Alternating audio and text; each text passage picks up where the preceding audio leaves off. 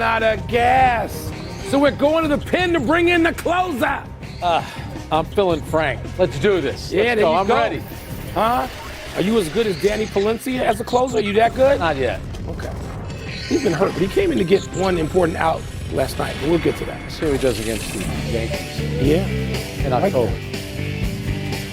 Welcome to PTI. The old grump has the day off. So I am joined by our great friend, the host of Starting Lineup on Sirius XM Radio, Mr. Frank Isola. Wow.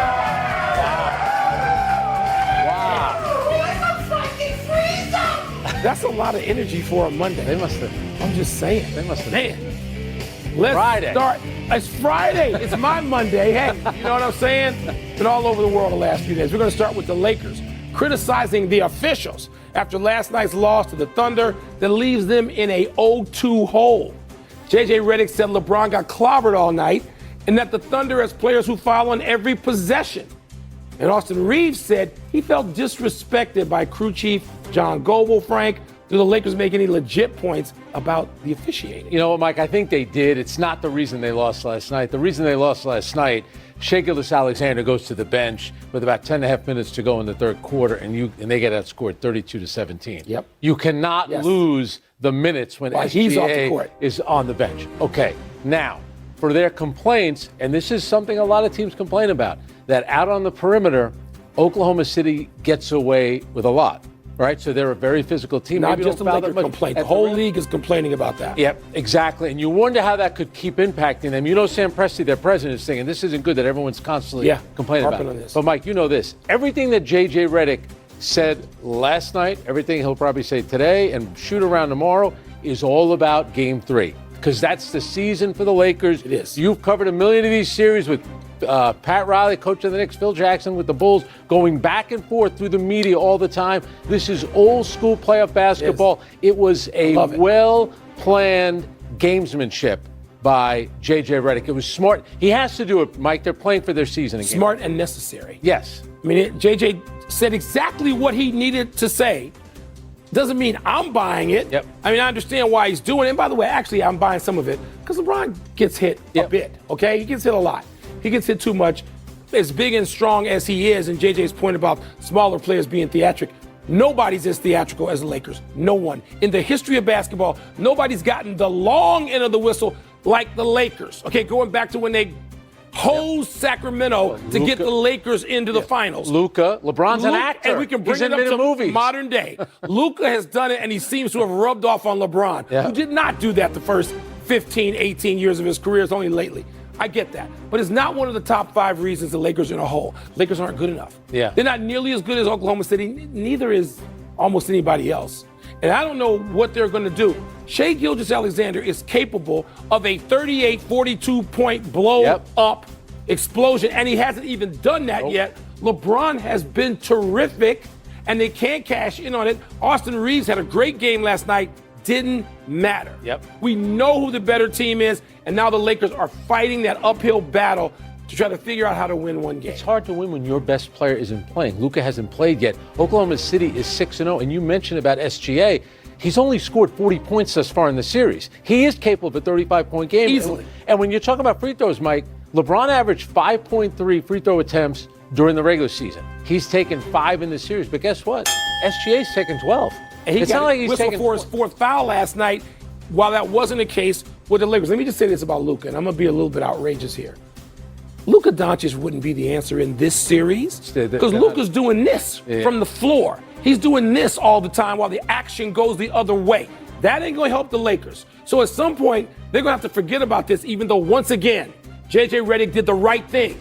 Yeah. They're going to have to forget about that and play tomorrow. And don't you think also Oklahoma City, the way they're viewed now, it was the little engine that could, the small market team. Yeah. Now they've become the evil empire. Monster. Everybody complains about them. Everybody complains about the championship team. Yep. Everybody. And so now it's Oklahoma City's turn. And you know Sam Presti's going to have some kind of response. He doesn't like this. You know what that is. All right, Mike, let's move to the East where the Pistons are now up 2-0 on the Cavs after winning by 10 last night. Kate Cunningham, 25 points for him. Tobias Harris added 21 for Detroit. As for the Cavs, oh boy, James Harden struggled again, shooting just 3 of 13 from the field, missing all 4 of his 3-point attempts.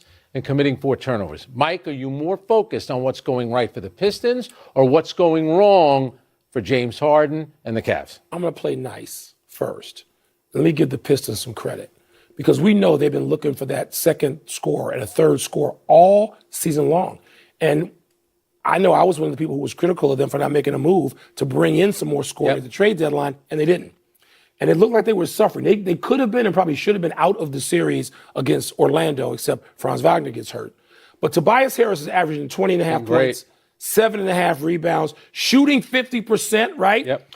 And more importantly, perhaps, Duncan Robinson is shooting 59% from 3 and averaging 18 points a game through the 2 games, both those guys, through the 2 games in this series. Yes, Harden and Mitchell, their turnovers, I don't know if they're going to be able to pull that together because they give up too many easy points to a Detroit team that has struggles to score.